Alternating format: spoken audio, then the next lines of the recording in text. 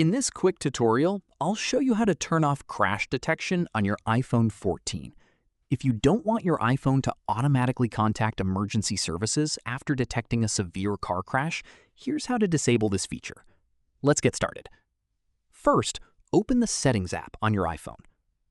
Scroll down and tap Emergency SOS. On the Emergency SOS page, scroll until you find the Call After Severe Crash option. Tap the toggle next to Call After Severe Crash to turn it off.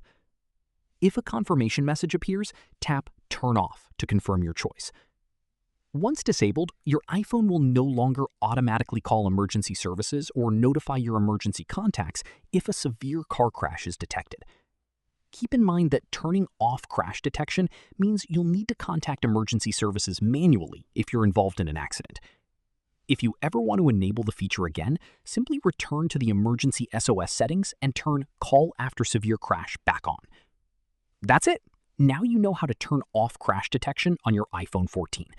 If this video helped, like, subscribe, and thanks for watching.